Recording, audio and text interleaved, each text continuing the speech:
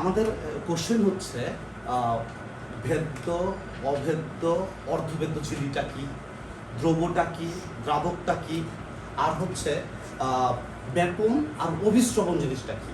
First এই টপিকসটা একটু পড়াচ্ছি। আচ্ছা, আমরা জানি ধরো হচ্ছে চিনি আর পানি, হ্যাঁ, চিনি আর পানি মিলে কি হয় শরবত।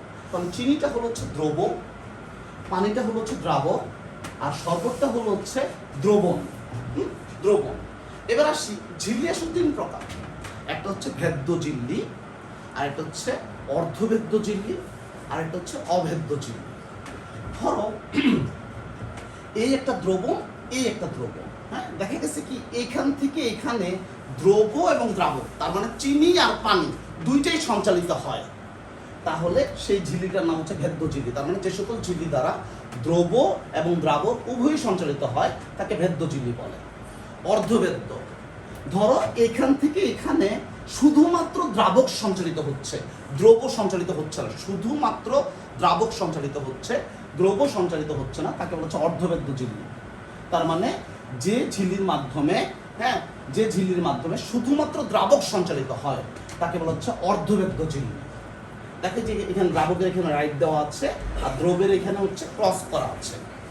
আর যে ঝিল্লির মাধ্যমে দ্রব দ্রাবক কোনোটি সঞ্চালিত হয় না, দ্রব দ্রাবক কোনোটি সঞ্চালিত হয় না, তাকে বলা হচ্ছে অভেদ্য ঝিল্লি। এই হচ্ছে ঝিল্লি। এবার আসি ব্যাপন।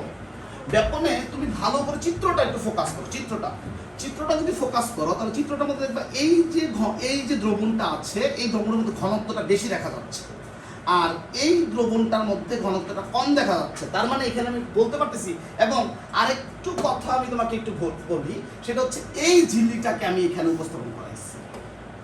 তার মানে যে প্রক্রিয়ায় ঘনত্বের দ্রবণ থেকে, দেখো ঘনত্বের দ্রবণ থেকে হালকা ঘনত্বের দ্রবণের দিকে দ্রব এবং দ্রাবক উভয়ই সঞ্চালিত হয়, মানে দ্রবও যাবে দ্রাবকও যাবে, সেই প্রক্রিয়াকে বলা হচ্ছে ব্যাপন প্রক্রিয়া।